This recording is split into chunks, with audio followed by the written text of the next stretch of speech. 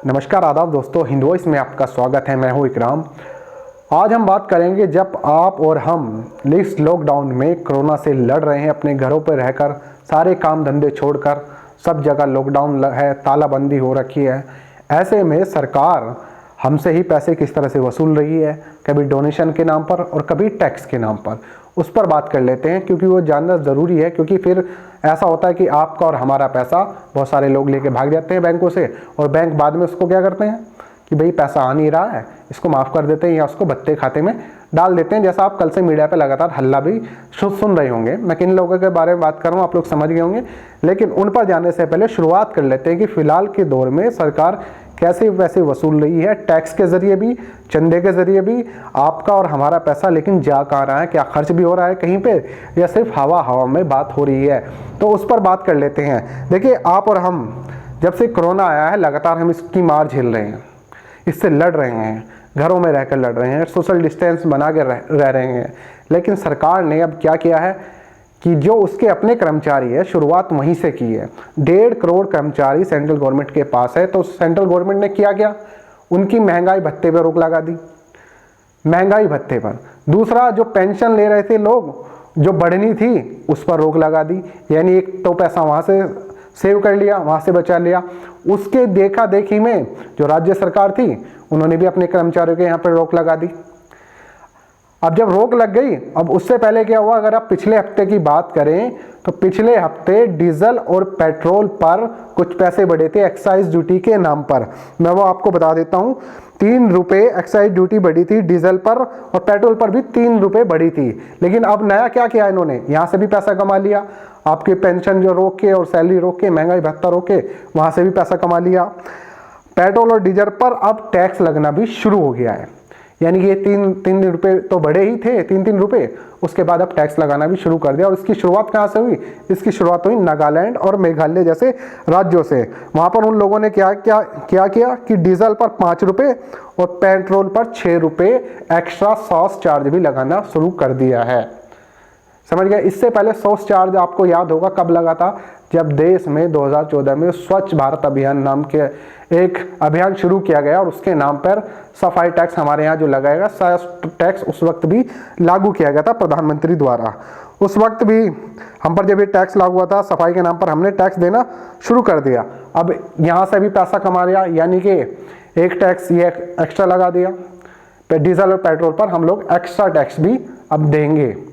उसके अलावा हम चंदा भी दे रहे हैं, प्रधानमंत्री ने पीएम केयर फंड भी बनाया, लोग वहाँ भी दिल खोलकर चंदा दे रहे हैं, और साइड बाय साइड टैक्स भी दिए जा रहे हैं। और जो बेचारे 1.5 करोड़ कर्मचारी हैं उनकी सैलरी पे तो कटेगा ही कटेगा, यानी फिलहाल हम सबका कट ही रहा है। तो अब मैं बात कर लेता हूँ इसकी। हमारे जो सैन्य आप लोग समझ रहे हो ना, हमारी जो सैन्य है, सेना है जितनी भी, उनके जो सैन्य खर्चा आता है जितना भी सारी जगह पर, उसमें 40% की कटौती करने जा रही है सरकार। 40% की कटौती, समझ रहे हैं आप कि 40% की अगर कटौती हमारे इतनी बड़ी सेनाओं के खर्चे में से काटी जाएगी तो कितने का फायदा सरकार को होगा। जी हाँ, इस सरकार को तकरीबन 80,000 करोड़ रुपए की बचत होगी। सैन्य के 40% खर्चा काटने से फिलहाल 80,000 करोड़ रुपए वहां से कमाने जा रही है सरकार। चंदे से भी कमा रही है, टैक्स से भी कमा रही है। और दूसरी तरफ क्या हो रहा है कि 50 जो ऐसे भगोड़े, अब आ जाते हैं मेन मुद्दे पर जिस पर आज की खबर है हमारी। 50 ऐसे भगोड़े जिसमें मेहुल चोकसी, विजय माल्या, नीरव मोदी जैसे बड़े नाम हैं, ये लोग जो हमारा पैसा लेकर भागे थे, इन तकरीबन 60,607 करोड़ रुपया, और हमारे बैंकों से इन्होंने कर्जा लिया था। कर्जे के नाम पर मैं कहूँ तो लूट कर और 10 में भाग गए। उनके बेटे लगातार एफबी लाइव करते रहते हैं, अपने खर्चे और अपने लाइफ स्टाइल दिखाते रहते हैं। आप लोग देख भी सकते होंगे, जो उनकी औलाद हैं वो लगातार एक्टिव हैं सोशल मीडिया पर, वो दिखा रही हैं, वो हमें चिढ़ा रहे हैं कि हम लोग अय्याशी कर रहे हैं, फुल मजे में है, तुम लोग लॉकडाउन में रहो या नॉर्मल रहो, तुम्हारी ज़िंदगी वैसे ही कटेगी। वो लोग खूब बढ़िया से अपनी ज़िंदगी जी रहे हैं। तो बैंकों ने इनका किया क्या है मैं आपको बता दूं। बैंकों ने कर्ज माफ नहीं किया है, मैं सीधा सीधा ही बताऊं।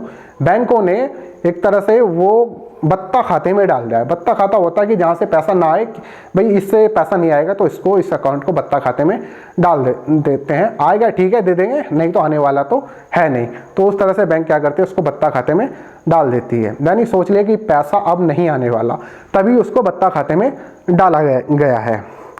और सरकार इसे क्या था कि इसे छुपा रही थी। जबकि अगर मैं राहुल गांधी का यहाँ जिक्र करूं, अभी तो फिलहाल ये आरटीआई से खुलासा हुआ, किसी ने आरटीआई डाली तो ये हल्ला मच गया। लेकिन इससे पहले राहुल गांधी ने लोकसभा में खड़े होकर ये सवाल पूछा था कि क्या जो ये भगोड़े धन्ना सेठ हैं, आप इनका कर्जा भत्ते खाते में डाल रहे हैं। अब जब राहुल गांधी ने पूछा था तो राहुल गांधी को तो सीरियस कोई लेता नहीं है। जैसे बीजेपी वाले तो बिल्कुल नहीं लेते, उनको समझते हैं अरे चलो ठीक है बोल रहा, उसको पप्पू नाम से बुलाते हैं, बहुत सारे नाम रखे हुए थे कि इसको कोई नॉलेज वॉलेज है नहीं, बोलता है तो उसकी खुद की समझ में नहीं आता। लेकिन राहुल गांधी ने ये एक अहम सवाल लोकसभा में पूछा था, और उस वक्त जो वित्त राज्य मंत्री हैं वो ही हमारे यंग एनर्जेटिक, बात कर रहा हूँ अनुराग ठाकुर की। दिल्ली चुनाव में नाम भी सुना होगा, देश के गद्दारों को गोली मारो, उसको ये नारा के कारण उनको चुनाव से हटा दिया गया था कैंपेनिंग से, आपको याद ही होगा। तो उन्होंने इसका क्या किया था, कोई जवाब नहीं दिया था। लेकिन बात और झूठ ज़्यादा दिन छिपे नहीं, आरटीआई से खुलासा हो चुका है। अब जब आरटीआई से खुलासा हो चुका है, कल से मीडिया में हंगामा लगातार बढ़ रहा होगा, लेकिन मीडिया ये नहीं बताएगी कि सरकार इस ऐसे टाइम पर भी कहाँ कहाँ से टैक्स लगाकर पैसा कमा रही है। अब सवाल मेरा ये है कि जब पैसा इतना आ रहा है, पैसा आपने देखा होगा कि पेट्रोल डीजल से मैंने आपको बताया था कि 20 लाख करोड़ रुपए भी सरकार ने कमाया है। इतने मंदे टाइम पे भी जब पेट्रोल डीजल के इंटरनेशनल लेवल पे दाम गिरे हुए हैं, तब भी सरकार लगातार पैसा कमा रही है। तो मैं सवाल सिर्फ ये पूछना चाहता हूँ, क्या देश में पिछले 6 सालों में बुलेट ट्रेन चल गई हमारे यहाँ पे? उसकी लाइन तक नहीं बिछी अभी तक सही से। क्या हमारे यहाँ बुलेट ट्रेन चल गई? क्या जो शिवाजी का ये मूर्ति बननी थी समुद्र में, क्या वो बन गई? क्या राम जी की जो मूर्ति बननी थी अयोध्या में, क्या वो बन गई? क्या राम मंदिर बन गया? नहीं। ये सारी ऐसी, क्या सेंट्रल विस्टा जो दिल्ली में बनना था, क्या वो बन गया?